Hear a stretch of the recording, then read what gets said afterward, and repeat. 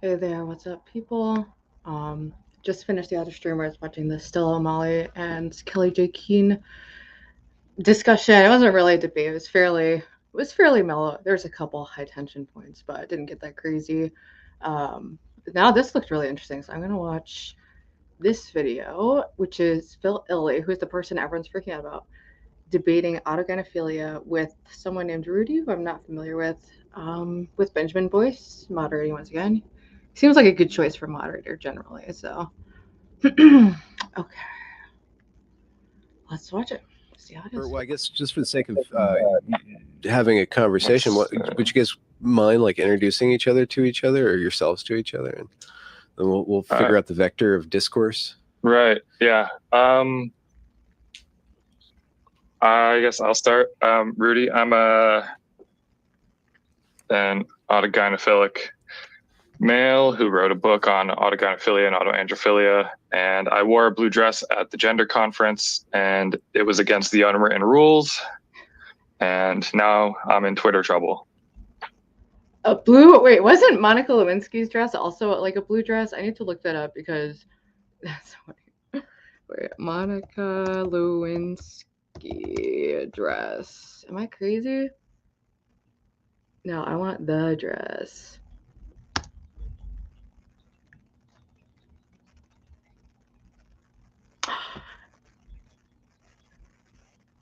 Oh my god, it is a blue dress. I guess blue dresses are just fucking scandalous. Okay. That's so funny.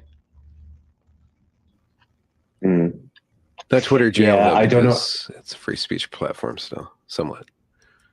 Oh yeah, you're not in Twitter jail, are you? I've barely been on Twitter the past few days because I've been sick. So you're still very much on Twitter, right? Yeah, no, I meant like I'm getting mobbed.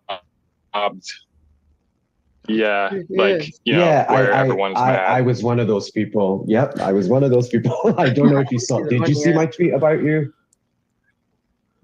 I mean, there's a lot of them. Oh yeah, I think you posted a long tweet at some point. When you're getting like all the stuff gets lost in the noise, you can't keep track of who says what. Yeah, it's difficult. Yeah. Yeah, I understand that. That happens to me. It happens to me from time to time. Rudy, so I get it if you didn't. Yeah, would you like to just do your basic introduction, like your vector of coming into this, and then maybe your opening statement? We don't have to do it like a debate, but it'd be nice to get kind of the grounding here. Yeah. So I'm Rudy, as you know. I'm a gay man. I'm very open about being gender critical. Although I do go to a lot. A gender critical gay man. You don't see that a lot. Yeah, I've never heard of this person. Of women's rights events and things like that. And I think my whole thing lately has been that there seems to be a little bit of confusion, like what you were saying earlier to me about the difference between Kelly J. Keen's approach to being gender critical, even though she doesn't call herself that, and sort of J.K. Rowling's approach, right? I tried to style to my me, things, crazy. A lot of the women who I've befriended in this who are gender critical, and some of them are both gender critical and call themselves radical feminists. So I don't even put all radical feminists under the same umbrella, or in the same box, whatever you want to call it.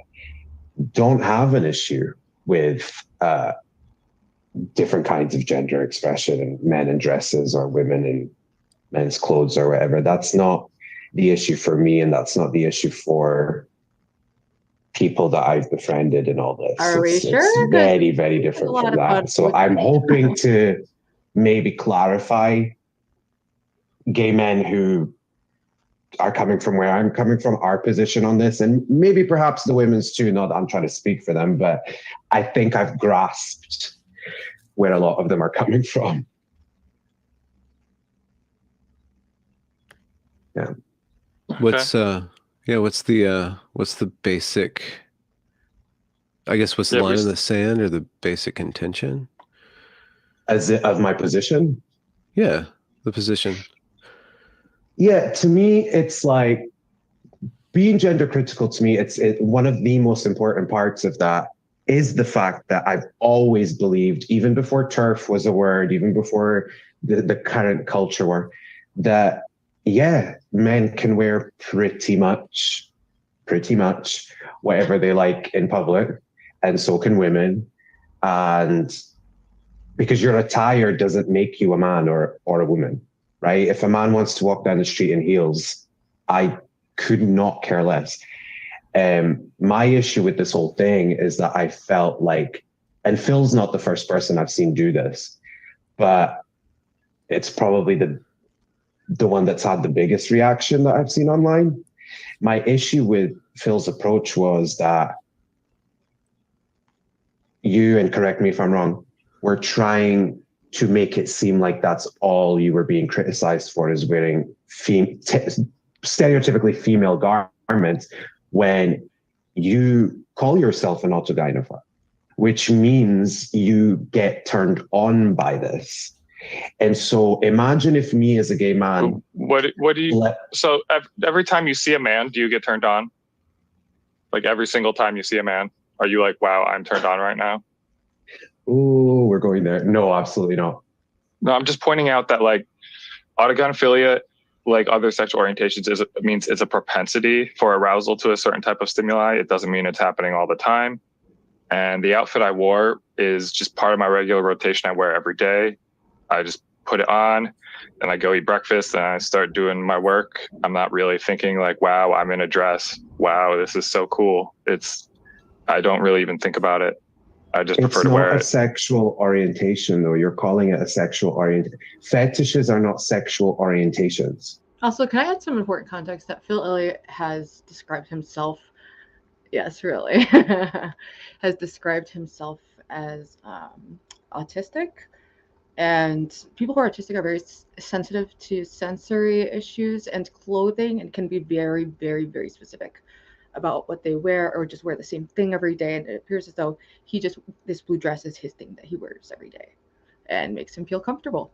But I don't believe that he's aroused constantly. I don't think he went to the conference with the intent of getting aroused. I think he has the intent of promoting his book and researching autogynephilia and etc. So in sexology, fetish refers to a sexual attraction to non-genital body parts or non-living objects. You know, right, and that is different from having an autosexual orientation, where you're not attracted to an object. Like, you are a self, you're a being, and it's still not an orientation. No, it is though. It is. I think you just have a really...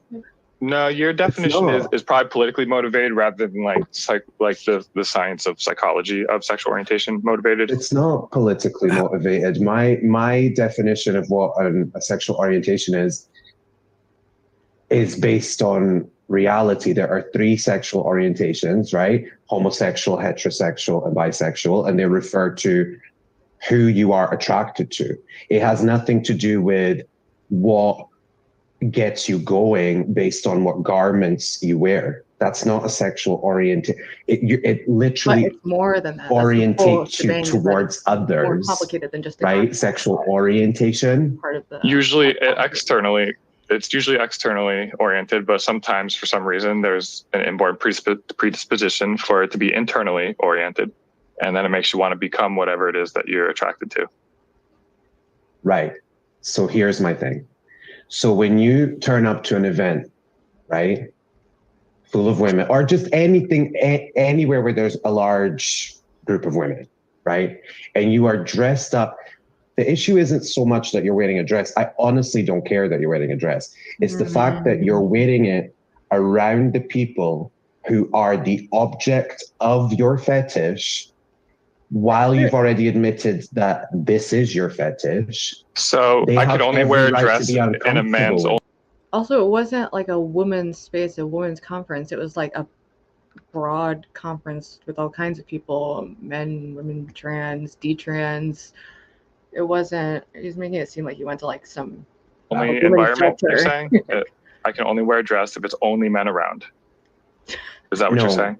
No, what I'm saying is you should not be wearing a dress in public whatsoever, ever, around anyone, because, including here right now, because we are not consenting to your fetish. Now, if you were like Prince and you just happen to dress like, have a gender non-conforming presentation about you, but it's not something that is the object of your desire, right? It's your kink.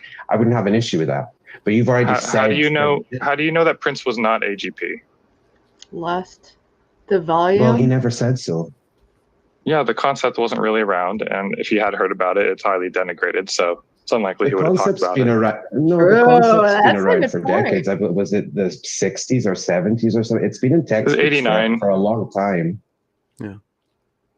Well, whatever it is. Let me just enter in here. If I am heterosexual, am I allowed to be around women because they are the object of my fetish, right? Mm-mm. Being heterosexual is not a fetish, right? What Phil did is the equivalent of, now this isn't something I'm particularly like super into or anything, but plenty of gay guys are, right? Let's say jock straps are my thing. That's my thing. I'm going to turn up to a conference wearing nothing but a jock strap, and everyone just has to deal with it because that's what I like to wear. That's what turns me on. That's so funny. I had a gay coworker who his thing was jock straps, and he would always wear one like at work, and he would talk explicitly like about his sexual conquest and his jock strap. And yeah, probably not appropriate. I mean, he works in a restaurant, everyone's crazy and sexual degenerate. That's just me. Like, so we don't. You think a jock strap is equivalent to a full outfit? Is that what you're saying? If that full outfit, and you were all covered up, and you are covered up today, if that full outfit is what makes you hard, even if it's not physically hard, like you don't act like you're not having like a mental menstruation, mental masturbation session. You call yourself an AGP. Yeah, and you're showing that you have a poor understanding of it. It's not that I'm doing anything wrong. You have a poor understanding of autogynephilia and what sexual orientation is my contention. I am homosexual. I think I'm pretty sure I know what that means. You innately understand. Oh yeah, I know. Homosexuality is a sexual orientation. Yeah. And you're comparing that to autoheterosexuality. Yeah. What's the comparison? That both are gender-based sexual orientations. They're sort of immediately you're wrong. That's not true. My sexuality is not gender-based. I'm not homogenderal. I like men. Homogenderal. Okay, sex/gender-based. They're both sex/gender-based sexual orientations. Not at all. Sex. Well, let's I'm not attracted to genders. I don't know what genders are. Yeah, let's clarify what you mean by gender rather than arguing whether or not you're making sense. Like, so what do you mean by sex/gender? Is gender a viable category? Can you define it for us?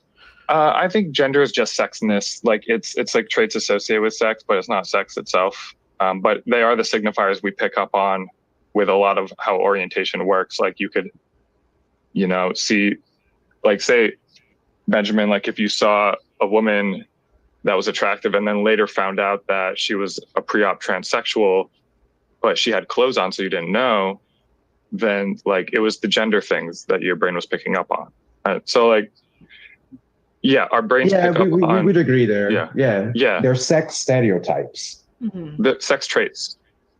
Or signals or symbols. Well, I would say stereotypes, but in general, broadly, we agree there. Yeah. The male peacock's feathers aren't his sex, but they are a signal of his sex, which would be more of a gendered or sexed trait. So an orientation has to do with sex/gender. So I'm attracted to females, but also femininity. I'm actually femininity is also a part of my attraction to females.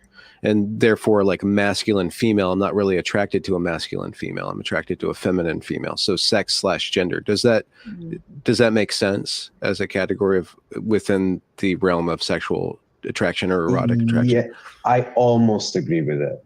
My thing is that's all true. However, the minute you find out that who you thought was a female actually isn't, your attraction goes away. And that's why you are heterosexual and not heterogendral, right? You can pick up, let's say someone passes, which is very rare, but when it does happen, because it happens, right?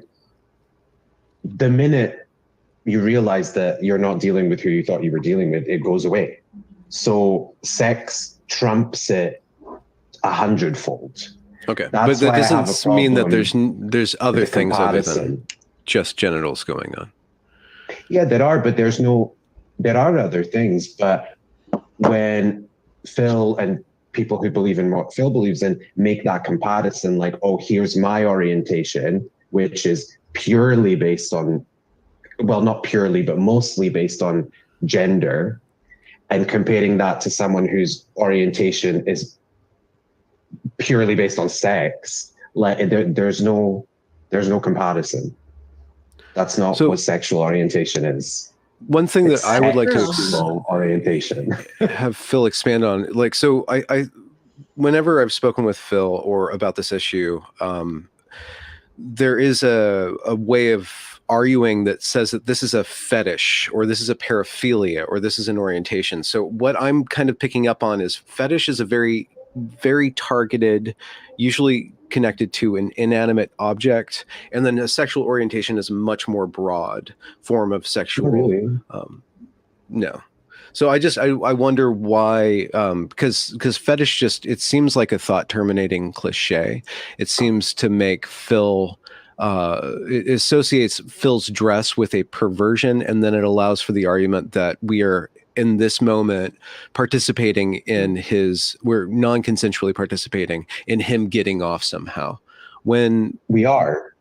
But there's different levels to, I can really enjoy a female's company without necessarily getting off on it, like getting off in a very crude way, but like I am participating or enjoying flirtation. Flirtation is different than like actually groping her or being creepy. Like I can participate in the fun parts of that, gender interplay or sexual interplay without it being actually sexual, right? So I'm wondering if Phil's contention, and Phil, can you help me understand this, or if I'm on the right track here, that an orientation allows for various different ways of relating to the world or plugging into the social world that aren't all about the boner or all about orgasm or all about distilling everything into that crude, pointed sexual release.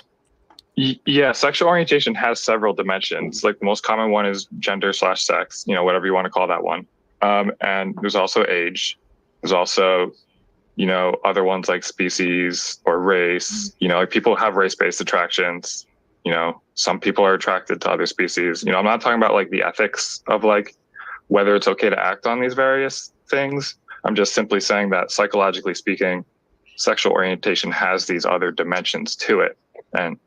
And like some of them are not normal, and they're colloquially called paraphilias in the literature. I can tell he's and not all of them are healthy. He's not used to right. I mean, or ethical. Yeah, they're not all of them are ethical to act upon. Like there's a difference between an attraction and an action, like between like having a feeling and a behavior. Obviously the behavior is what we can morally sanction, but like feelings are kind of morally neutral in a way. Or we can't act on them. Right. Well, there's ones that are like unethical to act upon. Yeah. Rudy, so this is a part where the conversation could totally fall apart, but there is a difference between the ought and the is, right? So sexologists have been studying zoophilias, all these philias, and it's one thing to talk about it, but you're not necessarily sanctioning the action to say that this is the case, that in human sexuality, attraction to these various categories exists. And we have, and because it has exists, we have laws banning certain forms of expressing that. It does. I'm making the faces I'm making not because I don't believe that obviously that exists. It just really, I thought I could keep it together a lot better than I managed to do so You're doing far. great. You're doing great. Thank you. Thank you. I'm trying to let him speak. I really am, by the way, Phil. I really am. I just feel very passionate about these things. And just as a gay man, some of the things you're saying, I just find a little bit mind-blowing. Because one of the things I did notice, because I've not been keeping up with the situation as much as I'm sure you have, because it concerns you. But one of the things I did see on your social media is that you were saying some of these women were being homophobic by virtue of being sort of a fashion police type of thing. And I've come across women like that. Women like that certainly exist. Women who call themselves feminists. Are you referring to Aaron Kimberly's tweet where he had a sentence where? No, you said the word homophobic, yeah, about some of the women. Well, you guys, all right. I'll look that up. If I'm wrong and it wasn't you, I apologize, but I'm sure I saw that. And my thing is, I'm not claiming that there aren't these sexual attractions, right, to things we shouldn't be attracted to, such as animals and things like that. What I'm saying is what Phil is doing and what a lot of people who believe in what Phil believes are doing is very subtly making you compare and contrast on the same level things like zoophiles and homosexuality by saying, oh, well, there's all these sexual orientations. There's heterosexual, there's homosexual, bisexual, there's autogynephiles, there's zoophiles. Don't put me in that conversation. That's not what he's doing. Like, I find it so annoying when people like just sidetrack a conversation by acting like someone else has intentions that they don't have.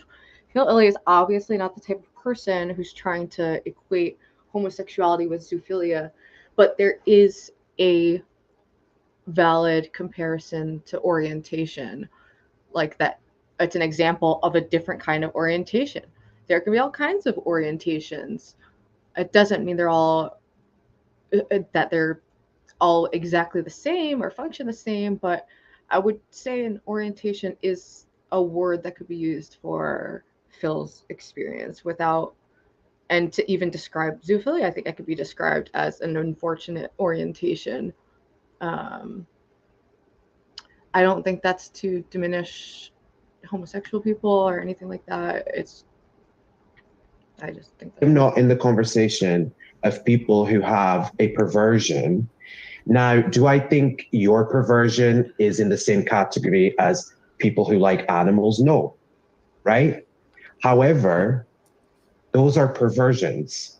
How do we? I'm a homosexual. Yeah, it's not the same thing. Your language is very like, it's moralistic language rather than it's like about ought rather than is, and basically the main thing is I understand you have an issue with me using the word orientation to refer to these things. Yeah, you can tell when people aren't used to like debating or talking about difficult things in a kind of like abstract philosophical way, and if they don't understand that ought is distinction, and these conversations get really muddled. That's why I like Destiny, because he always clarifies these terms and distinctions right in the beginning of a conversation so that we don't have all these stupid sidetracked like moralistic rants that are just not productive and have nothing to do with what's going on. Like, I say interphilia describes sexual attraction or masculinity. Genophilia describes sexual attraction. That's true. I think that we should be discussing autoandrophilia too. I think it's really interesting. Oh, interesting. Maybe that's what the non-binary have, ambiphilia, or some form of that. Very interesting to think about. Yes. And I've seen many people have that complaint. However, as far as I can tell, based on all the reading I've done, these things do appear to be sexual orientations. And the question of which ones are okay to act upon and which scenarios is sort of like where the moral conversation would be. But like, in fact, no matter this of what the argument is, people used against gay people. this is the exact argument people use to take away my rights and the rights of lesbians. So I won't have it. It's not a sexual orientation. It's a perversion. Okay. That's what it is. How is me expanding which things can be considered orientations? How does that infringe on your rights? Can you explain that? Because you are making a comparison by putting us in the same category of sexual orientations, me and someone who wants to shag a dog, and I won't have it. Right, and again, the issue here is one of them is ethical to act upon, and one is not. I think we agree But on that. No, they're not the same. It's not just that they're unethical. They are not the same thing. They are not the same thing at all. Like by virtue Not of every because orientation is going to be the same by thing. virtue of, first of all, orientation. consent, right? I can't ask a dog or a horse for consent. You didn't ask the women who you parade your fetish around for consent. Someone who shags a dog doesn't ask the dog for consent. I ask men for consent. Like there is no comparison. Rudy, are you capable of talking about comparison. like what is without considering what ought? Like, because I feel like I'm trying to explain what sexual orientation is, like without regards to morality, and you're jumping straight to morality. All of your arguments are morality based. Because and we can have that what, conversation. That's what oppressed gay people like. What? How do you think gay people feel about it, based on our history? I imagine they feel all different things about it because they're individuals. Yeah, I think Phil Illy's doing really well in this debate so far. Okay, so do you want to expand? Is that all you want? Do you want to expand on that? I don't know all the gay people, so I'm not going to expand on that. No. I don't know all the straight people either, but I'm pretty positive that the vast majority of heterosexual men wouldn't put you in the same sexual orientation category as them, and wouldn't call it a sexual orientation to begin with, and would call it a perversion. Right, and up until around the 70s or so, homosexuality was classified as a perversion. And it got changed due to political pressure. It wasn't due to scientific evidence, but more recent scientific evidence has shown that it does seem to be distinct from the things we call paraphilias. Yeah, because we require consent from each other and you don't. That's the main difference. Yeah, when you can always consent to yourself. That's the thing with these autosexualities. Yeah, but you're forcing other people to be exposed to your autosexuality all the time. I'm not forcing people to be exposed to what I like sexually all the time in public. Because of your signifiers. You don't signify your homosexuality. And Phil, well, I don't walk around in the garments. It's not so much that me looking gay. Plenty of people I'm sure think I look gay. It's not that. It's whatever that means, right? I know I sound gay. It's not that. It's I don't walk around in the things that turn me on.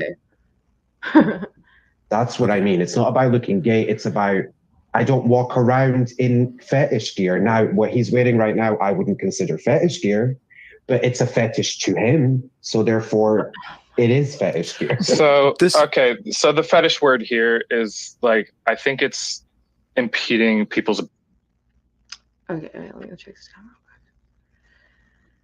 real quick. To add what I said before, yeah, that's the major difference between with hetero homosexual or primary based sex. What you have done there, secondary sexual behaviors from hetero.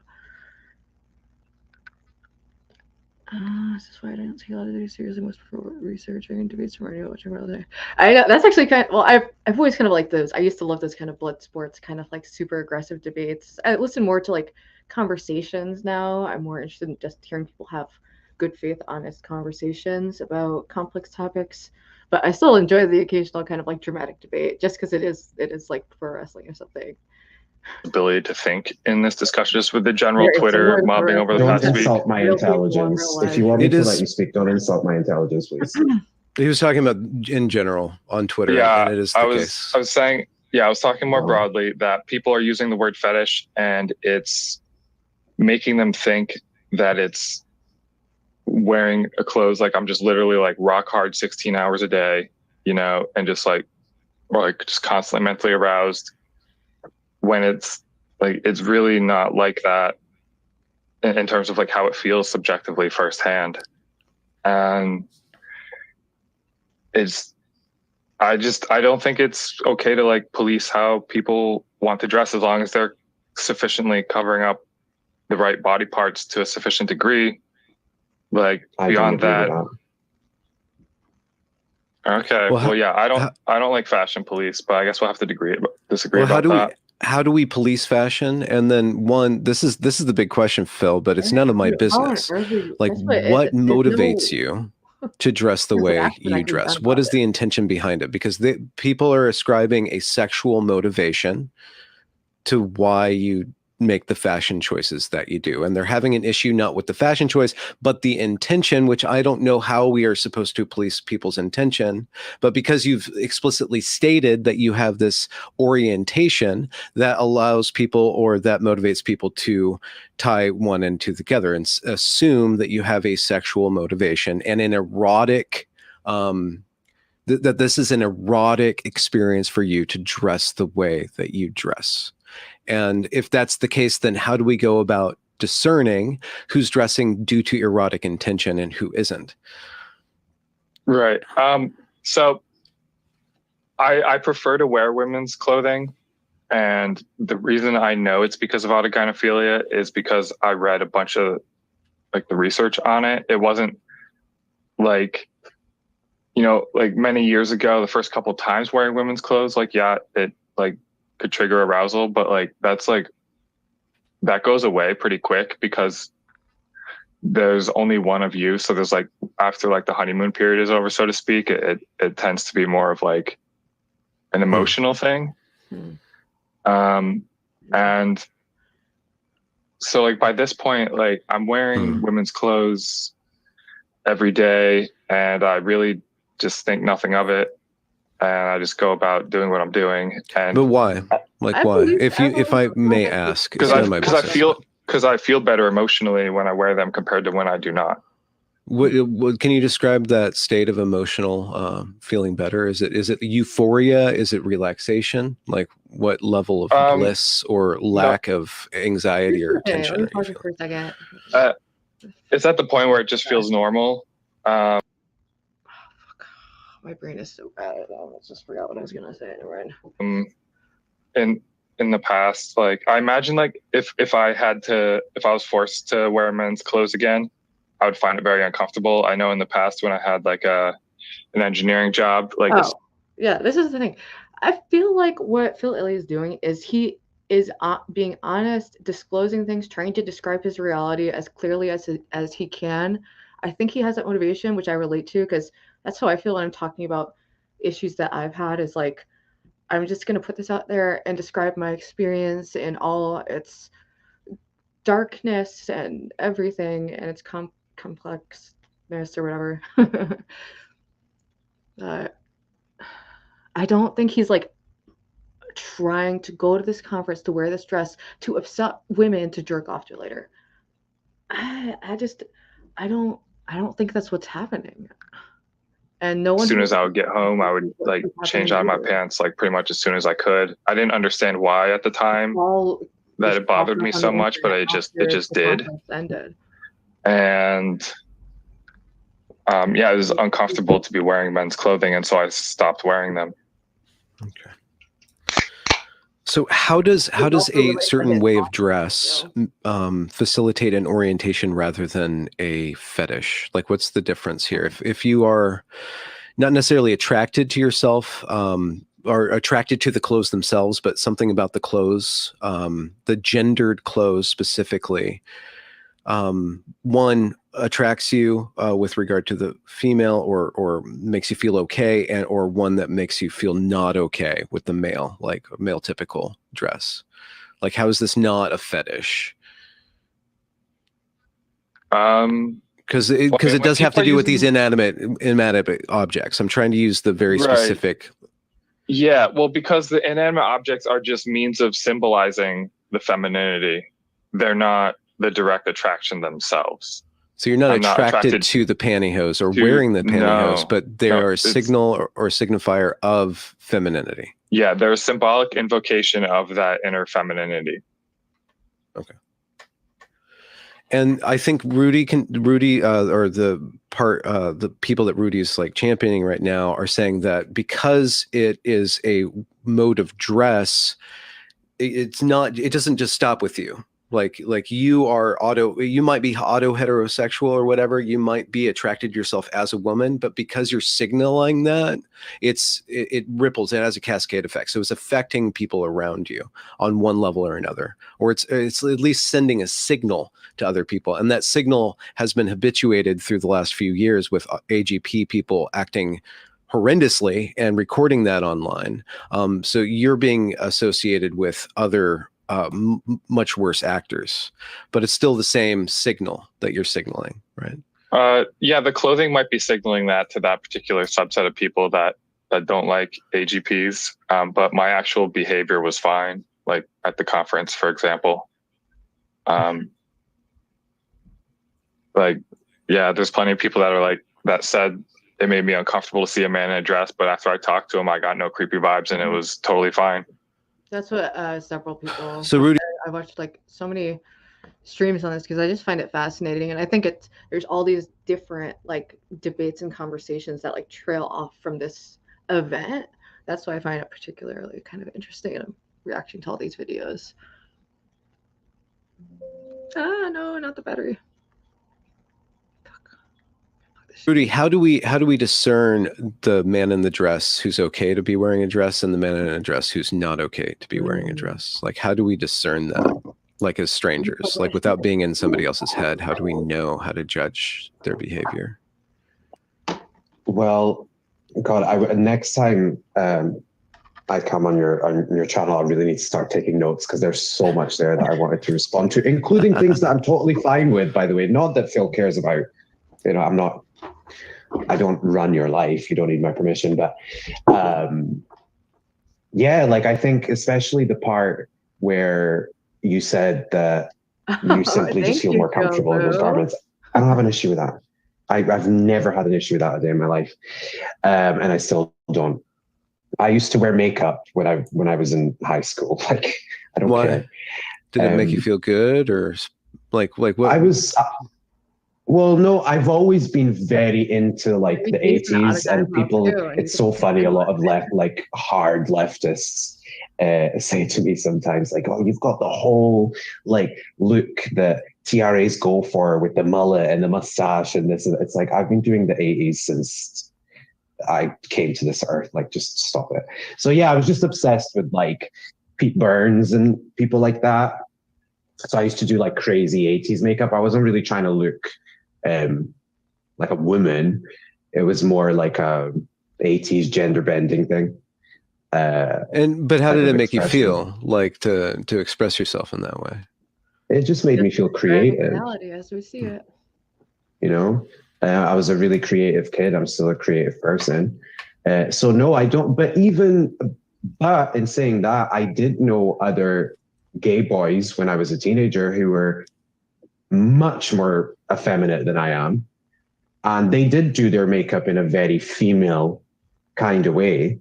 And that's fine too. Like I really can't stress enough how much it does not bother me. I don't agree with the notion that men have to like certain colors or certain, hobbies or a certain style to be men, or that makes them more of a man because they're going for a stereotypical male look. If they want to go for that stereotypical male look, go for it. There's nothing wrong with it. But there's also nothing wrong with a man in a dress or a man in heels. I really, really can't stress that enough. But yeah, as far as discerning which men doing that I would consider perverts and I would consider a danger to the public and which men don't, I don't think when Phil refers to his behavior, it makes any difference to me, because the way you dress is part of your behavior. So your behavior to me, it's like you don't just wear a dress. You've already called it autogynephilia, which is not the same as the second part of his statement that I agreed with when he said, well, it just makes me feel more comfortable to be this way. A lot of LGBT people and some straight people too I don't think he's receiving feel more comfortable in the opposite sex's the guy in the green shirt, his name is Rudy. That's not autogynephilia. That's just being gender non-conforming, and that's fine. Look at the original video. I hear a contradiction there. Why? Well, I want to know no contradiction. So yourself autogynephilia is the explanation for why I feel comfortable in women's clothing. It does not indicate that I'm aroused every time I'm wearing it, or even most of the time. It is just the ultimate scientific explanation for why I feel that way. Your definition of autogynephilia wrong. How do you define autogynephilia? How are you defining it? Sexual or romantic attraction to being a woman. So you just said the word sexual. So when or romantic. I also said or romantic immediately following that, which means either. Okay, even romantic, right? Let me give you an example. I often criticize female to male people online who fetishize gay men, right? And they don't just fetishize us online. Oh God, my light's gone off. It's all right. They don't just fetishize us online. They fetishize us in person. They fetishize us in gay clubs. They fetishize us in gay saunas and stuff like that. And they sexually harass us. And so part of, sorry, the light totally distracted me. Wait, let me catch my thought. Yeah. So when these females do that, right, it is without my consent, and therefore makes me uncomfortable and makes me feel in a way sexually violated, right?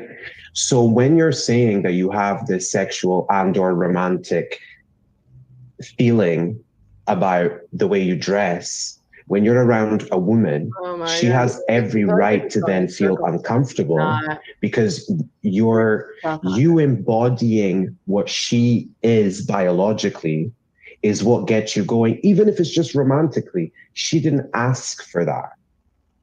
Do I have to ask permission to wear a particular gender of clothing? Because I'm sensing a contradiction between you saying it's okay for men to wear dresses and the other sort of things you're saying about how... It's all about motivation then.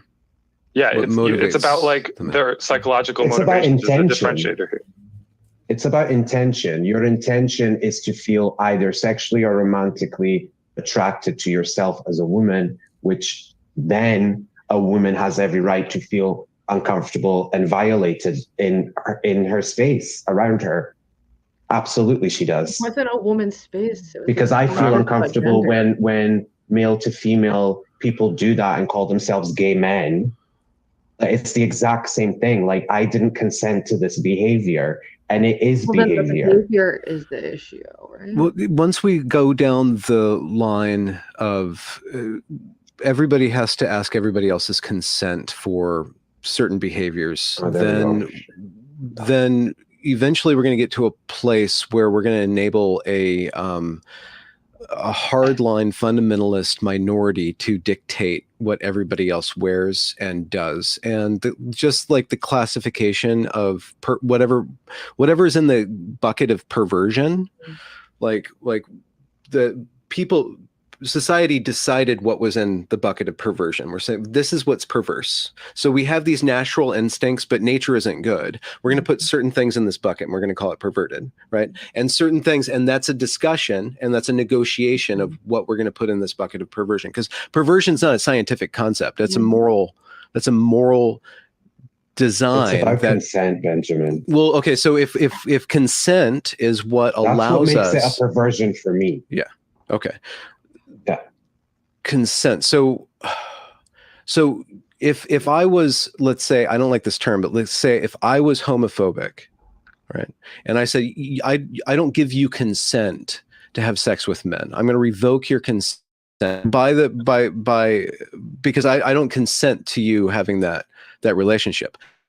And society used to do this, say that we allow, there's the only thing that's consensual is going to be a monogamous relationship after they're married. We're going to put very strong guardrails over what can be consented to, right? But over time, we've had conversations and allowed that category of what is allowed to be consented to expand. And so if consent is what allows us to place some sort of desire either into the bucket of perverse or not perverse, then how is Phil? I just don't see how we can start to assign to Phil like he's violating my consent, and then how do I know that other people aren't going to start to tell me what I can do and what I can't do? Like with women, they're like, if we're going to base dress codes on male sexuality, then we're going to end up with women in burqas, because that's the best way to control male sexuality, is to revoke male eyeballs access to women's bodies, right? Because the men don't consent to be turned on by the yoga pants in the grocery store. The yoga pants in the grocery store should be covered in a modest attire, right? Does that make sense? Are you asking me if I think? Well, I'm just saying, like, the same argument about male sexuality and consent can lead to a whole bunch of dress codes, and we can go there if we want to, but that would start to revoke more and more of women's rights and women's ability to freely express. Because if we're going to tell Phil how he can express himself, then that's going to go around. And we're going to start to tell everybody how to express themselves. And we do that anyways. Phil's not wearing a ball gag. He's not wearing like some sort of puppy play fursuit. He's not doing that. It's a man in a dress. So it's not totally out there, but how do we know to what extent he's getting off on me seeing him as something? Maybe he gets off on himself feeling a certain way, not necessarily me feeling a certain way about him, right? Yeah, but that's not mine nor your problem. This is my thing. Like, he's already said that he is autogynephilic. Yeah. When you get turned on by a woman that you find attractive in the street, it's not like you've already made it clear that you have some type of perversion. It's just you. But she didn't give me, I didn't ask for consent to be turned on. She just turned me on. And most men are straight. So like statistically, you could just assume that the man would be attracted to her. What do you mean? You could just assume that the man would be attracted? Well, you said that like there's a man and that basically you couldn't tell someone's sexual orientation based on how they were dressed. You know, with, I don't know if I've seen that. You know, like that man seeing a woman. Yeah, and I'm not understanding your point. Sorry, I don't understand. I didn't give the consent to the woman to wear yoga pants, and she's turning me on. So she's eliciting my sexual arousal without my consent. But that's my responsibility, right? That's my responsibility. It's my responsibility to control. Yeah. That would be you. Well, yes, but that would be you dictating to someone who doesn't have a book about their perversion, what they can and can't wear, where the clothes they're wearing aren't even something that satisfies their fetish. That's completely different. So, because if you go down that rabbit hole, you could also say, well, all women are exercising their fetishes in the exact same way that Phil is, and all women are not. But you can make that if you start to police other people's behavior based on the intention, then you have to guess their intention, or you have to draw lines around intention, and we can't legally prosecute that. It's just not efficient for us to go around and telling people. That's not the case here. He's already said it.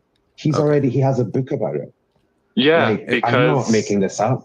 Yeah, but his book expands on what autogynephilia is beyond just a guy jerking off in a lady's bathroom. Like, so we have a particular understanding what AGP is in GC Twitter, because they're constantly sharing egregious behaviors on behalf of people who would probably be AGP. Phil is not that same sort of person. He didn't participate in anything like that. He draws the line around entering female spaces, entering female sports. He wants to accept himself as a man, and he doesn't want to violate that sex-based category, right? So he's... Yeah, I'm following all the rules of gender critical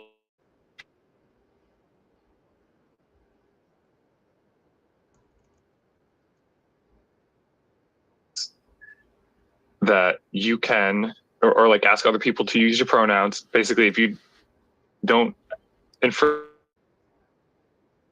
on anyone else, you're allowed to wear, just dress how you want, you know, that you can be gender nonconforming. And the thing that's funny about this blow up is I have followed their frequently stated guidelines, and yet they still got mad. And that's what's so interesting about this. Because you missed one, which is you also don't get to exercise your fetish around people who didn't agree to it, which is what you're doing. You're not advancing that point. You're doing it right now. Like, had I known that the dress code was come as what turns you on, I wouldn't be dressed in this. So I must have missed some kind of memo. It is what it is. So, Rudy, I've explained this a few times that there's this idea that just because I'm attracted to being a woman, that if ever I do anything that symbolically represents that is for erotic, to derive erotic satisfaction. Like, and that's simply not like the firsthand experience of how it feels at all. And so it's just really off base when people say that I'm like exposing people to my fetish simply for being gender nonconforming with regard to what I wear. You're talking about. I don't. I honestly think you're missing what people are actually saying. That's not what people are saying at all. I'm attracted to being a bottom. Okay, I didn't turn up today with a dildo up my ass. Neither did I. You turned up in a dress, which is the thing that turns you on. Like, and I just explained multiple times that it's just my everyday clothes, and I derive no erotic satisfaction from simply putting on my everyday clothes. But you do sometimes. You said it. Sometimes you do, sometimes you don't when it's convenient for the argument. I'm sorry for the audience. Rudy, does not having a dildo up? Getting so ridiculous. This conversation is getting so ridiculous. Oops, I just waved it over my hands and where it went. It'll come back. But I don't suddenly become straight like it's the magic wand. But your homosexuality, it influences your dress. It influences your aesthetic. It probably influences your creativity. Like it's probably just your erotic nature probably informs a lot and animates a lot more of your personality than just that one sexual act. That sexual act might be like where it's most intense, but like it informs, you know, how you talk, how you move your body. Phil's contention, if I may be so bold, Phil, and please correct me if I'm wrong, is that his sexual orientation or his erotic spin, how his life force goes is that he really likes to be feminine. He really enjoys femininity. He really dislikes being masculine. And yet in my conversations with Phil, he once he started to understand the motivations behind him wanting to dress this way, he understood that he embarked on a process of accepting himself as a man and not wanting to transition, not wanting to appropriate womanhood, just to be in that, to express himself femininely, right? So his entire book, and that's where he loses me, is about allowing the AGP motivation to not result in the destruction of sex-based categories and very crude and not for certain, not evidence-based medical interventions that might not even give you the result that you want. So Phil is drawing a line by making a space for understanding this erotic motivation.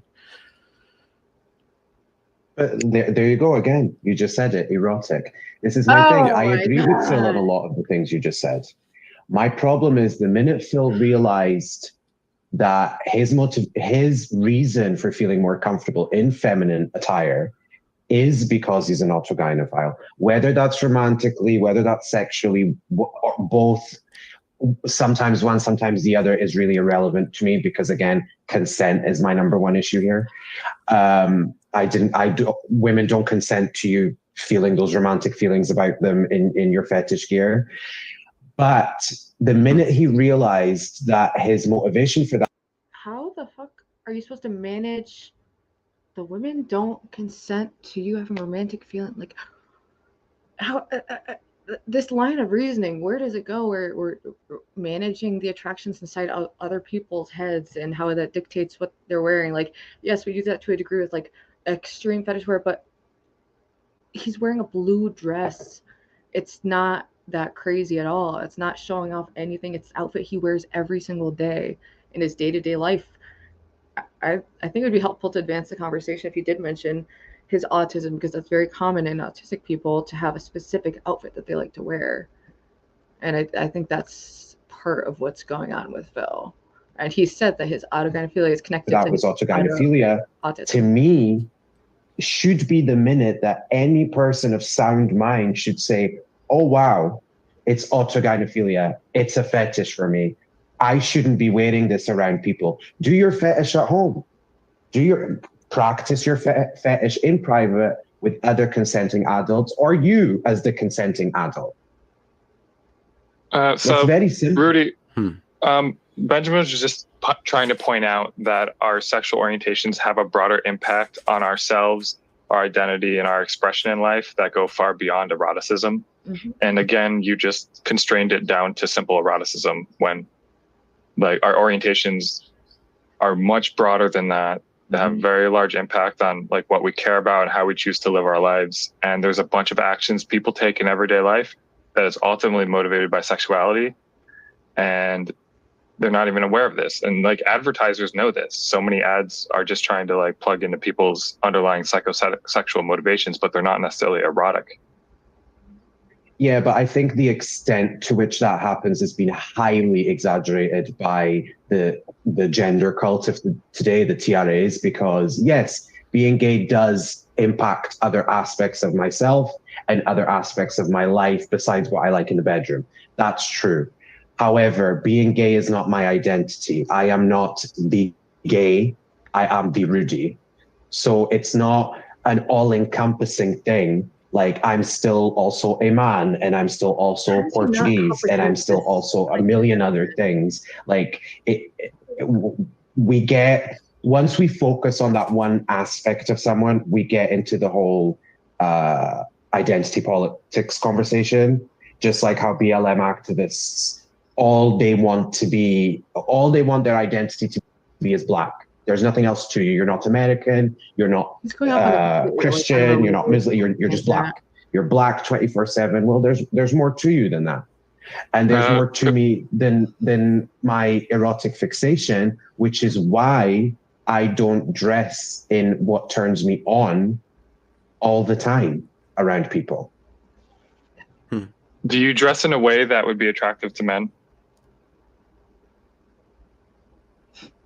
That's a good question, because I'll tell you what, when I was younger, so like between 18 and like my mid-20s, I dressed in a way and I did my hair in a way that was much closer to what I thought men that I was trying to date wanted to see in a guy my age, right?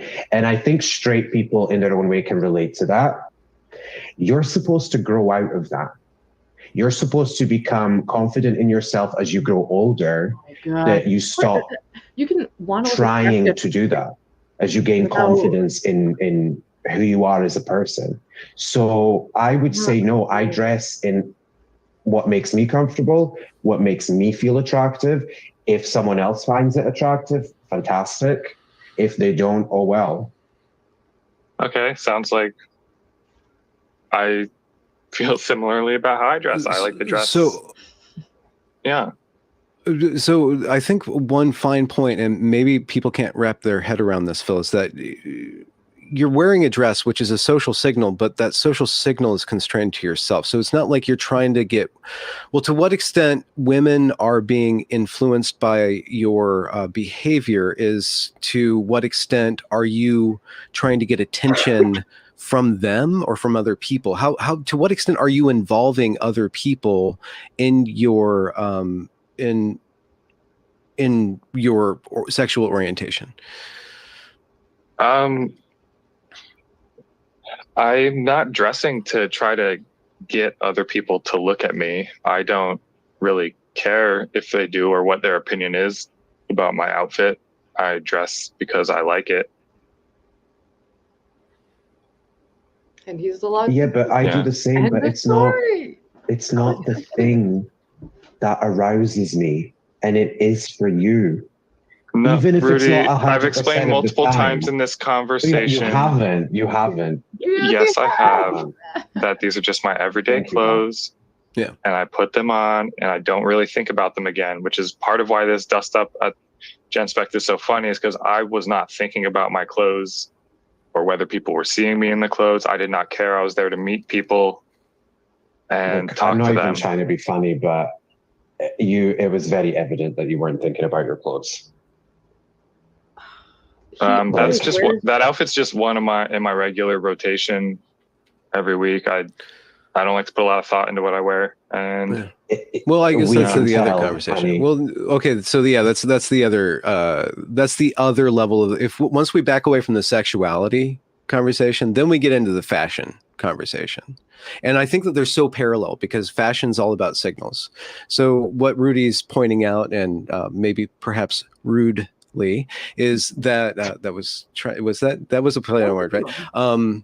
Is that like people are questioning your dress. Like if I was at a business conference and I wasn't wearing business clothes, like that's more of a fashion conversation. So the conversation's bundled up in this. If we want to have a conversation about fashion, then we have to, if we're going to have a conversation about appropriate attire and appropriate not having to do with sexuality, then it's another conversation. And then one does have to wonder, why do we wear the clothes that we wear? Because we know that other people are going to see us and that our clothes do send a signal. So we have to be aware, Phil, you have to be aware of that your clothes do send a signal.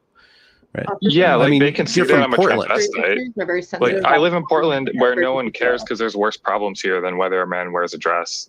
And this is like a trans oasis. So like, yeah, people don't care here either. People make out like, because of the whole Turf Island thing, that transvestites are being hunted down in the streets. They're not. Nobody cares here either. Yeah, then what's the problem? Right?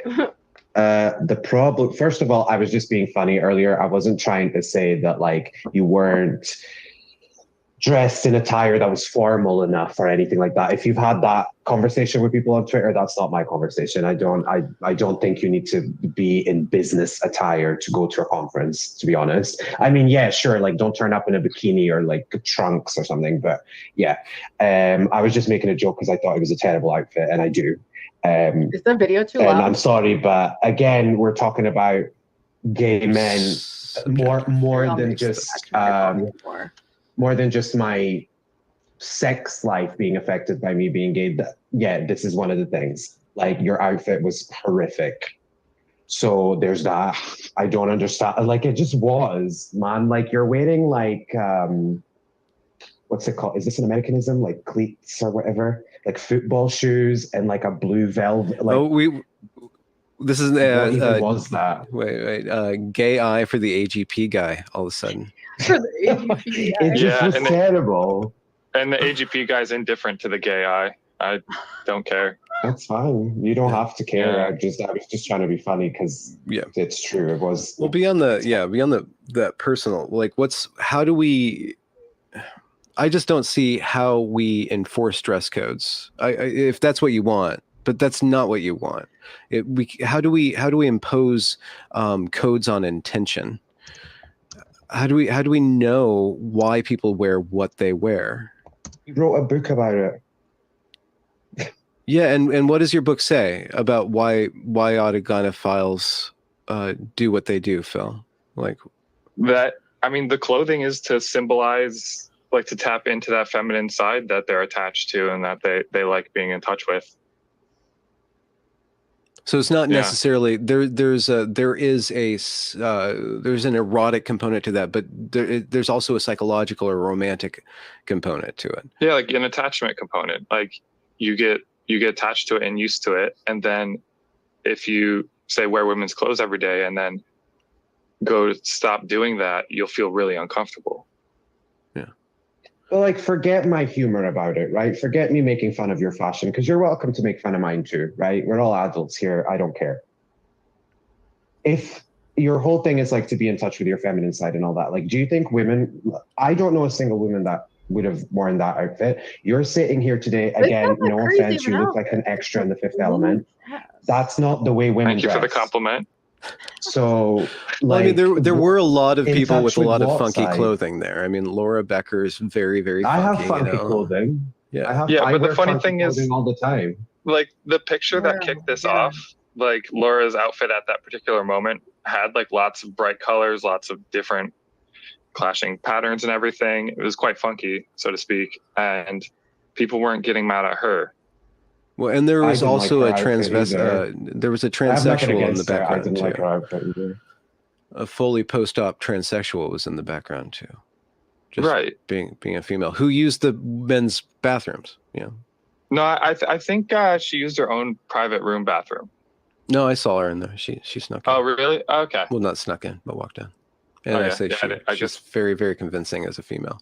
Interesting. Well, no, I say she just because I'm overall pronoun respecter. I think it's not worth, like, at least for what I'm doing, it's not worth quibbling over that. There's more important things. But Phil, if women are being habituated to perceive men in dresses as a threat to them, so this is the other level. To what degree are you willing to modify your dress to make women more comfortable? Like, is that a reasonable request? Are you talking about like specifically in the gender critical context? Yeah, let's say it is specifically those women that have exposed themselves to a lot of anti-AGP like thought over many years and developed hardened sentiments and attitudes against AGPs. Oh my God. No, it's true. It's true. There's not a true. lot of outrage porn. I mean, it's outrage porn over actual porn, but there's a lot of credence on Twitter by mocking this community, and this community is not without need of mockery because of the way that they're behaving is shameless. But that's different than what Phil's doing. Phil is not behaving in those ways. And yet, if he's being associated with those people, Phil, to what degree is it your responsibility to ameliorate the feelings of discomfort of women? I don't feel a responsibility to change my behavior based on how they've propagandized themselves against my kind. Oh my God. Like, they have these hardened negative attitudes towards AGPs. And I didn't do that. Granted, like the trans movement, yes, it's oversteps its bounds in various ways, and I understand why they're upset. But I don't think that's my responsibility. That they have to deal with their own feelings. Can I please respond to that? Because that's just categorically not true whatsoever. I feel like it's true. It is kind of like wussifying like women by being like, oh, these poor women, they can't see a man in a blue dress. It's going to destroy them. What will they do with these feelings? They're uncomfortable. It's a run-of-the-mill day if I walk down the street and see a homeless person jerking off. Like, do you think women don't see shit that makes them uncomfortable? This is nothing. This is someone who's being totally honest and upfront about everything. What else could you fucking ask for? Like, seriously. Women are not being radicalized by what they see online from AGPs. I don't know how many women you've known in your life. Women have always, since the beginning of time, known very well the difference between an effeminate man and a pervert. And they know the signs. They've always, before autogynephilia even came into the beginning of conversation, time. women and girls have to protect themselves against certain types of men. And they know, my mother talks about this all the time. When exactly did people start pretending that a woman doesn't know the difference between, say, an effeminate gay guy? And it goes back to you just taking my criticism of your fashion as like a funny, sassy gay thing. It's not. Your look, your entire look gives Buffalo Bill. It doesn't give effeminate man. It doesn't give anything that you think it gives. It's not giving. Your hair, it's very much like serial killer vibes. Like, people instinctually know, and I'm not saying you're a serial killer, but people instinctually know who to stay away from based on the way they present themselves. And women have always known this because women are predated upon sexually outside of the subject of prisons, because I know people make that argument all the time. But outside of that, they're predated on sexually far more often than men are. And so they've developed these instincts since time immemorial. Like it's not something that they're being radicalized over. You are not giving to me someone that I would feel comfortable sitting at a table with. And I'm not even a woman. I certainly wouldn't let you sit at a table with my mother. I wouldn't. Phil, okay. As a woman, I don't feel intuitively threatened by Phil Illy's presentation.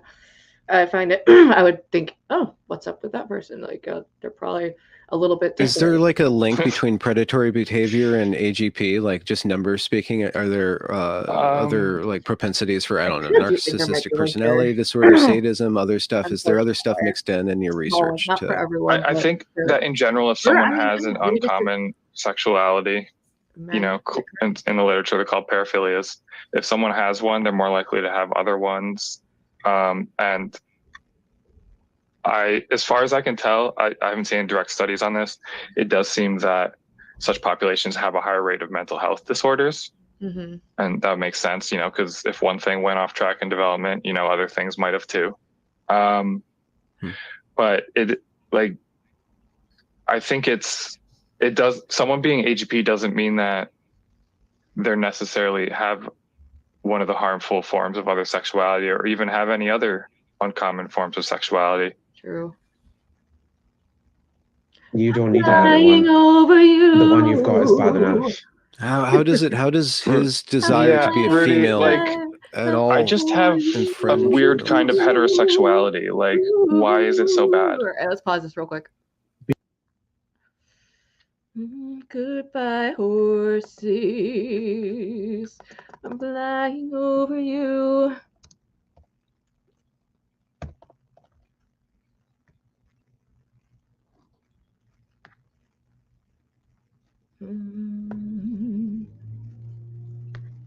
Let's just watch this scene.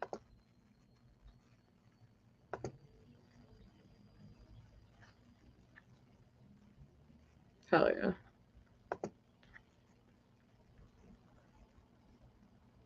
All right, this is just a brief detour.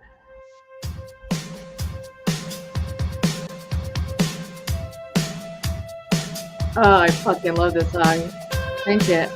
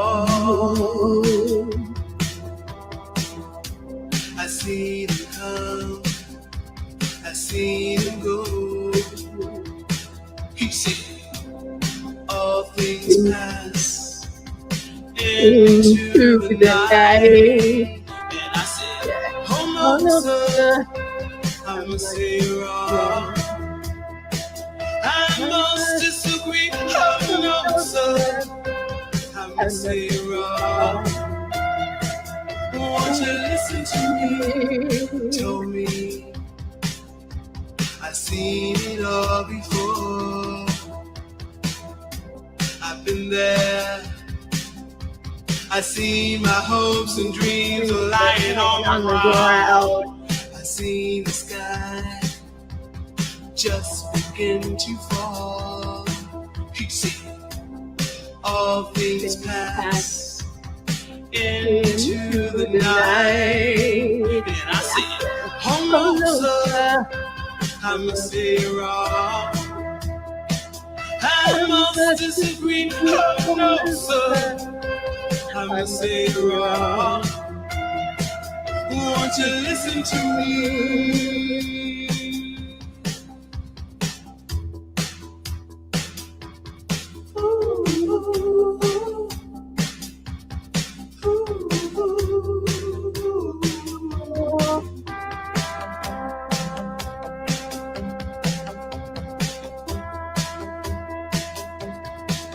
I know, right? It sounds really good too.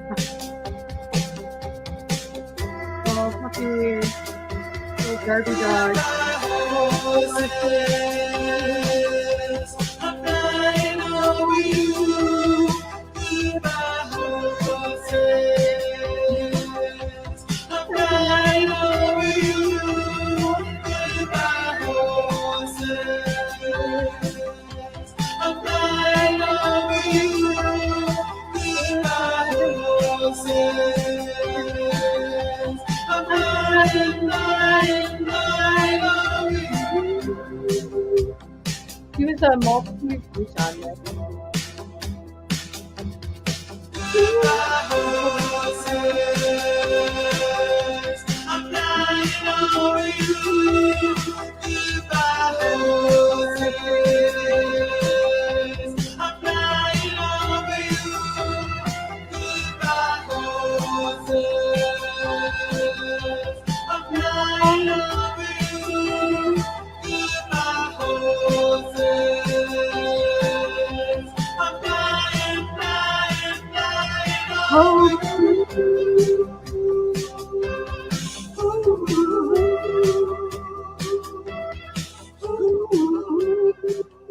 Yay. All right, detour. I needed that. Okay, back we go. Such a good song. I love that song. Hello and welcome.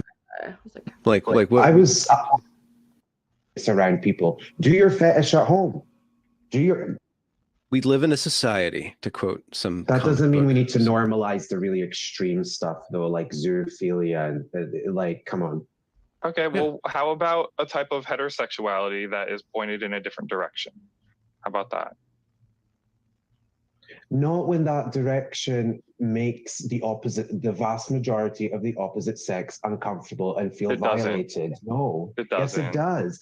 No. it The doesn't. vast majority of women, even women who aren't involved in this, don't know the terminology, I don't know don't the know term any women who TERF, are don't know the involved term in that. AGP. I guarantee you, go anywhere in the world, Which the one? vast majority of women would be freaked out. Not just by the way you dress, but if you were to explain everything you just explained to me, How's they the would run volume a level? mile. That has not been my experience. And I've talked to hundreds of people about this over the past few years.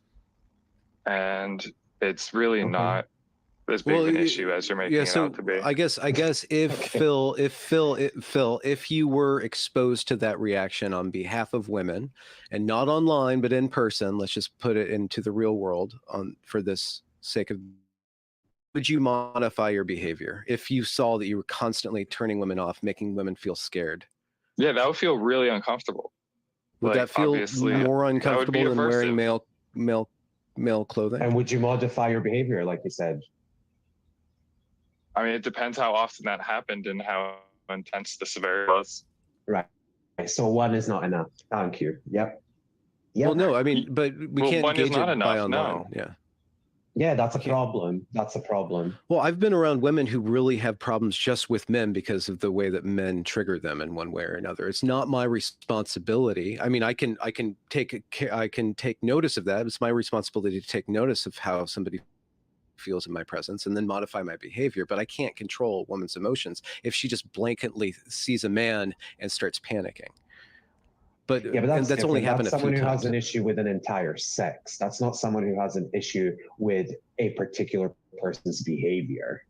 That's different. And clothing or appearance is a form of behavior that should be policed based on women's feelings. Look, clothing, first of all, to an extent, clothing should be policed anyway. Yeah. And that's not me being funny. That's not me No. talking about being sassy or anything. Fashion. Yeah. Because you can't wear a bikini to a interview unless you're being interviewed for like Baywatch or something, right? So to an extent, it should be policed anyway.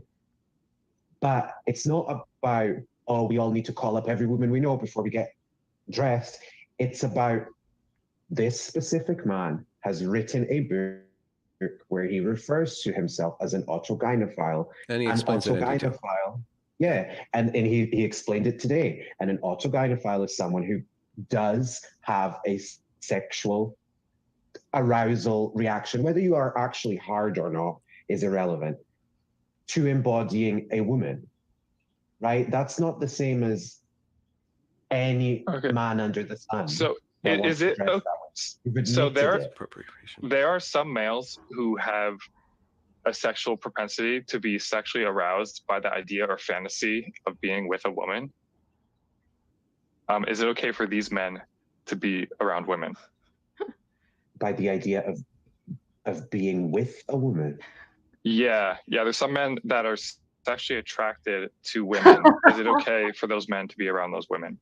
You're comparing things that it's just ridiculous, the comparison you're making. Then debunk it. It's not, though. They're both heterosexuality, but they're in different directions. Yeah, Phil's claim is that his heterosexuality is directed back at himself rather than directed to women. Yeah, which seems like it would infringe even less on women, as long as I'm not even breaking the rules against identifying as them or whatever, you know? I'm not even using their bathrooms. Women are the subject of Benjamin's sexual orientation. Women are the subject of your fetish. That's why women are uncomfortable around you and not around him. What's the difference between a fetish and a sexual orientation, Rudy? Can you articulate that? Consent. Well, I have to ask for consent every time. Well, no, I just don't act in a way where I need to ask for consent. Right. Yeah. Exactly. You see, Benjamin, women have already consented to live in a society where the vast majority of men are into women. They didn't consent to live in a society where they have to be exposed to men who want to embody them and see the female form in themselves as what makes them hard. Like, there's no comparison between you and Benjamin. Like, this is why I don't call it a sexual orientation. It's not. Rudy, you said that women consented to living in a society with men, and they did not consent. Men and women simply exist, and this is unavoidable. No one consented to there being two sexes. Well, there are sex separatists who I can't stand, by the way, but there are sex separatists, both male and female, who like incels and femcells who just want nothing to do with the opposite sex. So they didn't consent. Clearly, or they revoke their consent. Yeah. Or revoke their consent. Right. Clearly, the rest of us and they're voluntarily separating themselves, and that's fine. So, but it involves consent. Okay, you do have a choice to live around the same sex if you want to. You never have to work with the opposite sex if you don't want to. If it's about consent, how many can we would have to hold a vote, and we would have to figure out like who's taking this vote among all women about what they are comfortable or uncomfortable with. And I'm pretty sure that a lot of women in my society, being current year United States, wouldn't care if a man wears a dress and it turns out that he's not gay, because like it's his feelings, he's over there and he's not visibly aroused or imposing on me. I don't care. Yeah. So the fact that Phil, I guess it all comes down to Phil spending a lot of time and energy trying to understand the mechanism behind heterosexual men wanting to embody femininity. And he puts that under the category of autogynephilia. And autogynephilia, he said it's a spectrum.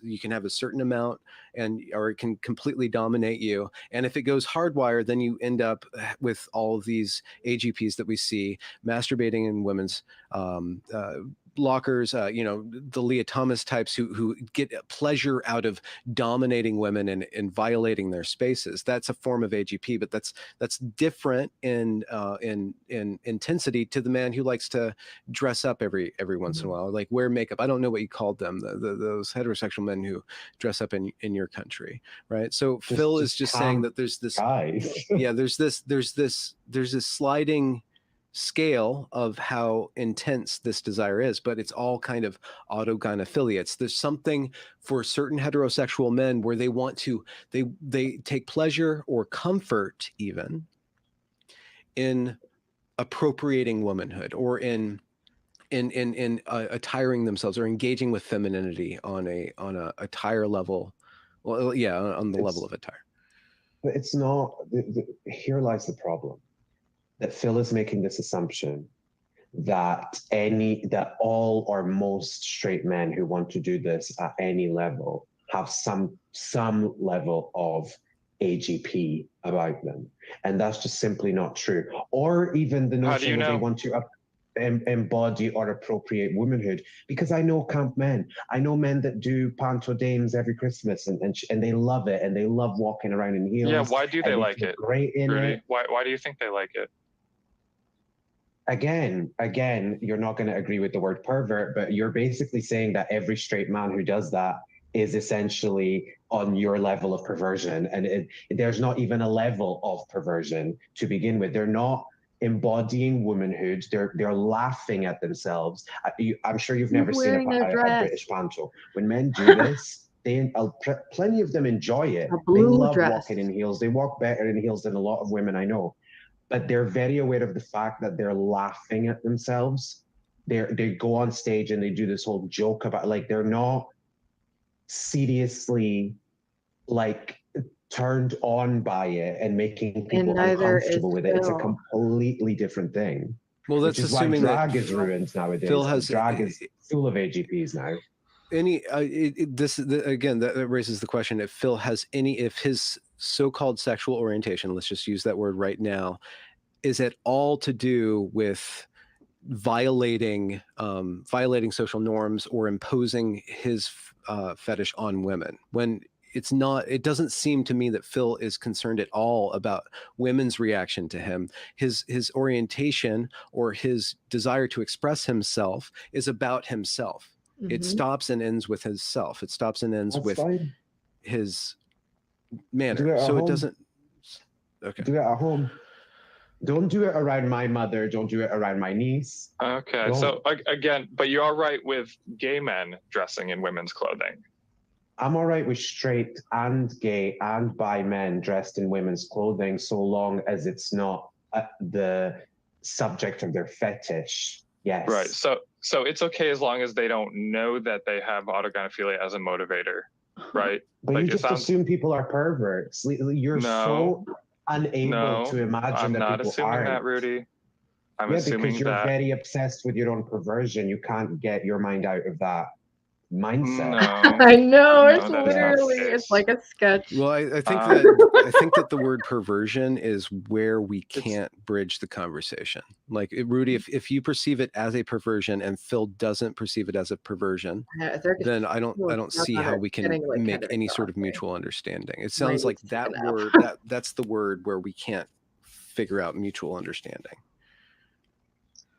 There's been mutual understanding. I understood him when he was saying, I simply feel more comfortable in these clothes, but then he contradicts himself by saying, yeah, but sometimes I have romantic or sexual feelings because of it. It's like, that's not just feeling comfortable, mate. Do you know how women feel hot and yeah, we're in this weird situation where it's sort of like a Schrodinger's AGP, where it's okay for. Do you know how many women feel like hot and sexy and, oh, I'm feeling myself, I'm feeling myself, I'm feeling myself, I'm feeling my, like, straight women do that shit all the time, like, are aroused by their own bodies, their sexuality, what they're wearing, and they're going out like that, and they're turning on. Life is fucking messy like that, and people have sexual desires, and it's impacted by what they wear. Let's just stay reasonable. I don't find his outfit ridiculous. He's saying that he wasn't aroused. Everyone who's there is saying that he wasn't aroused. Non-issue. Done. for a man to be wearing women's clothing up until the point you find out that they might have some degree of autogynephilia in their psychology. Up until the point I find out, but also I have eyes, and 9 times out of 10, it's very clear which ones are doing it for which reasons. And which is exactly why I said earlier that I don't think the vast majority of women are even women who call themselves TERFs, like this specific group of women, are being radicalized because they just have eyes. After this whole thing happened at GenSpec, I saw women on Twitter posting pictures. I even retweeted some, posting pictures of like, here's a man in a dress. Do you think does this man signal any type of danger to anyone? And everybody was like, well, no. Like, we all know the difference just by looking. No, we don't. No. And 9 times out of Obviously, 10, we're 'cause you're right. wrong about We're Phil, right 9 so. times out of 10. Yeah. It's very Like, obvious. literally. 90% of the time, you're right. Can't. This whole Well, gender. yes, I'll thing give you an is example. invented. Now, this isn't something you do specifically, or as far as I know, but there's a lot of AGPs, especially older AGPs, that do the whole Lolita / little girl thing, like pigtails, shit like that, right? Pervert. That has nothing to do with being gender nonconforming. That is like run a mile. So the minute I see that Lolita type stuff, I know what I'm dealing with. I'm not dealing with an effeminate man, whether he's gay or straight. That's not what I'm dealing with. I'm dealing with perversion. So yes, 9 times out of 10, it's very obvious. Why is that perversion dangerous to society? I mean, if we're talking about what's good or bad, what's healthy or not healthy sexuality or expression, then how is Phil a danger to women or violating women just by having funky clothes? I don't know that Phil is a danger to women or not. I never claimed that I know for a fact that he's a danger to women. And it's certainly not because he's got funky clothes or doesn't have funky clothes. It's because he's talking about, my issue is that he's talking about embodying femininity or embodying womanhood when no woman dresses like that. Like, it's just terrible the way he dressed. Like, women don't dress like that. Well, I don't know if we can That's so start crazy. policing women's fashion sense, because some of them have very terrible fashion sense. But that's yeah, they do. But come on now, like a blue velvet dress and pleats, like really? Well, I interviewed Nina Paley, and she showed up in the same outfit. She couldn't stand it because she hates female clothing. She wants to wear to make clothes. a point. To make a point, I'm guessing she showed up in the same outfit. And I wonder why she hates female clothing. Yeah. But what's wrong with that? I'm not forcing you to like male clothing. You don't have to like male clothing. But if it is your fetish to dress the way you dress, then do it at home. Don't do it in public. If it wasn't your fetish, then feel free. Feel free. Rudy, you've been using the word fetish and perversion the whole time, and I really think it's clouding your ability to think about this in a non-moralistic, just like strictly psychologically talking about reality sense. And I think you're trying to gaslight me by saying that, because that's what autogynephilia is. Autogynephilia is about gaslighting? No, autogynephilia is a fetish and a perversion. And you know that, and you're gaslighting me by acting as if it's not. And like I'm defining it wrong. Just heterosexuality in pointed at yourself. Like, which is not a sexual orientation. A sexual orientation is about a consensual attraction. There's nothing not to yourself as something you're not. Like you're comparing things that consent has nothing to do with each other whatsoever. Sexual orientation, consent does not come in. Consent is not in the definition of sexual orientation at all. That's a moralistic conversation. Yes, but certainly paraphilias agitating. People with paraphilias have an issue with consent, do they not? It depends on which one and on the individual. There's some plenty people of handle them rapists respectfully out there. Right, yeah. Some people hump their cat respectfully. Okay. How is he? Yeah, I don't think we're gonna Because get that's a any. paraphilia.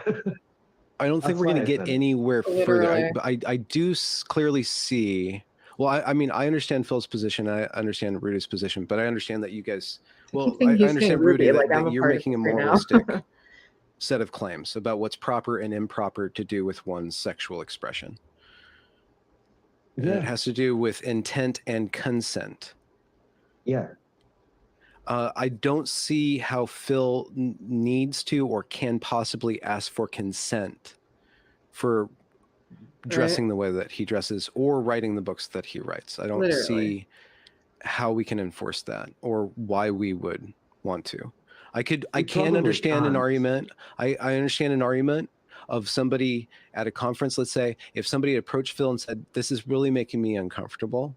Would you Mhm. mind dressing differently because I feel unsafe around you?" And how that conversation would go would probably be that the person had other people there, and then the group came to a decision to say, "Phil, for the term of this conference, we're going to ask you politely to either leave or dress differently because there is a few people who are uncomfortable." That's a very particular Yeah. way of responding to Phil. If that happened, that did not happen because I agree. If that was the situation, then that would be a very different situation. But like I said, like I saw Heather Hying had talked with him in person for a while and said that, talking to him, she did not get any of those bad vibes or like her intuition wasn't like sending off any red flags by him. So, like everyone's mad about a scenario that just didn't happen, from what I can gather. there were people whose eyebrows were raised. One person, I believe, did have a very negative reaction and then went online and complained about that a week later, and that's where the ball started getting rolling. But that person didn't approach Phil or approach the event organizers to express their feeling of feeling unsafe.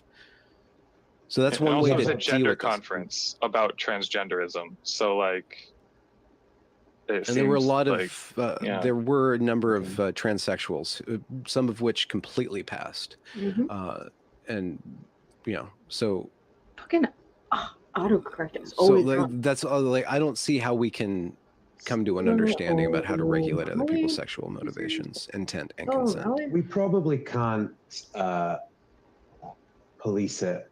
All I'm asking, it's the same way how I really do believe that we can't ever fully police the bathroom situation when it comes to trans people. My thing on that has always been that adults should just be respectful of other adults, and they're not being.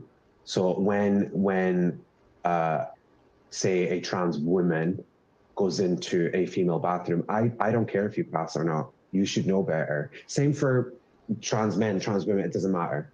You should know better, period.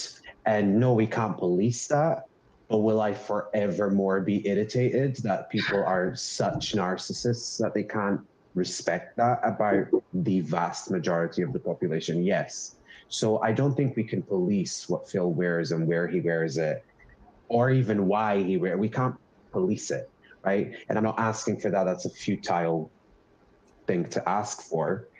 But plenty of women have now made their feelings heard, and it's up to him. I mean, on another note, you can't really expect women who are looking out for their own safety to approach men that they see as a potential danger all the time. That's not going to happen. Like the vast majority of when Phil was saying, "Oh, I've spoken to hundreds of people and no woman has ever told me that to my face." Yeah, probably not. Probably not. Women know what to do for their own safety. Not that you're a danger, but if they think that you may potentially be one, they're probably not going to approach you about it. You're a man. Like, let's just be real about it.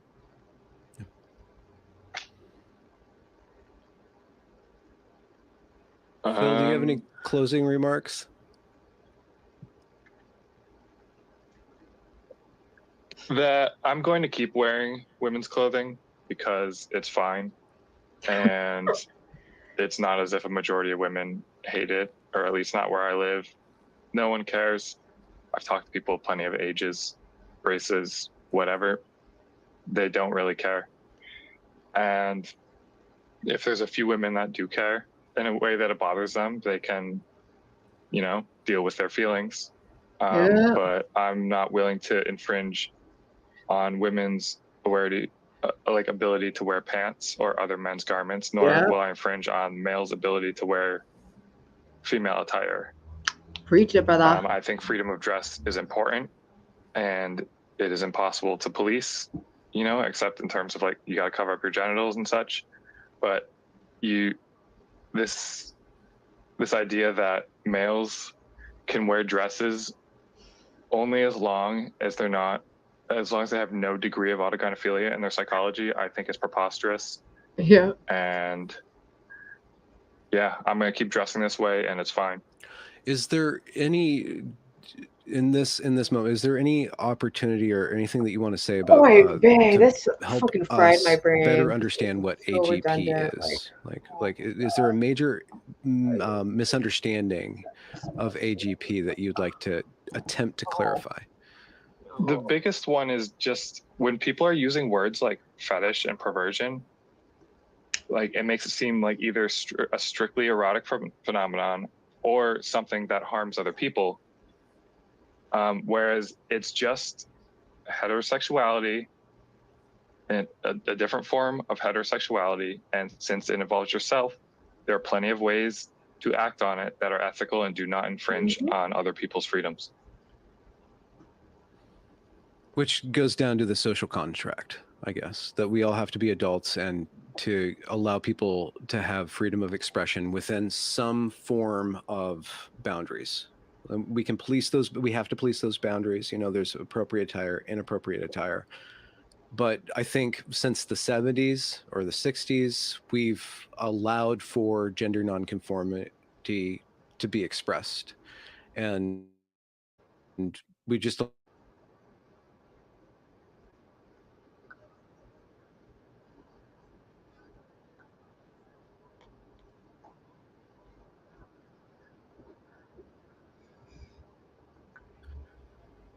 ourselves through dress, and we can go back the other way. I don't think anybody wants to go back the other way. And the interesting thing here is if it is about intention and if intent and consent, that's a really complex way to police other people's attire, or to at least police the boundaries of acceptable attire, because we don't know intent and we can't get consent for everything at all times. We just can't do it. True that.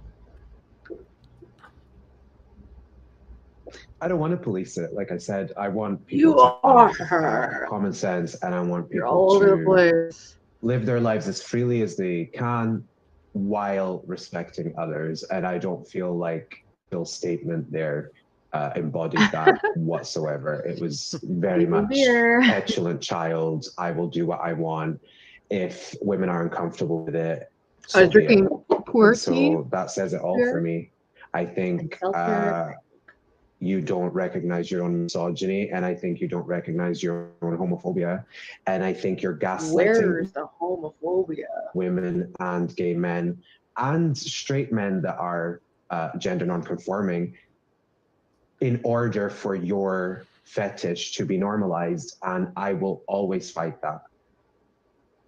So that's okay. Well, I'd just like to say that I'm not misogynistic. I think it's okay for women to wear pants and other men's garments, and that they should be free to do that.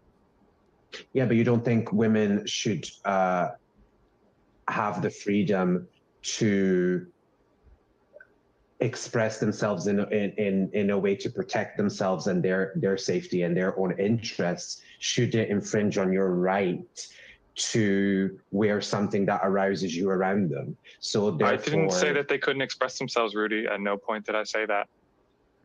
Well, you said that you're going to continue to act the way you do, regardless of their feelings. Just because they express themselves doesn't mean their feelings. It's like, yeah, you can shout about it, but screw your feelings. But the in-person shouting has not happened. Twitter is not real, and the people getting mad on Twitter were not actually at the conference. They're real people. They weren't at the conference though. This blow up happened about 2.5 days after the conference concluded, after a big gender critical account retweeted that image of me, and the conference it was really fun while there. It seemed like everyone had a really good time. I'm sure. And then just 2 days later came about a completely different thing that was pretty much unrelated to the actual physical reality of the conference. Yeah, I'm sure, but I've already made the point that the vast majority of women who would see you as a potential threat would most likely not approach you anyway. So that says absolutely nothing to me. well, I don't know how we poll all women. We don't have the ability to do that.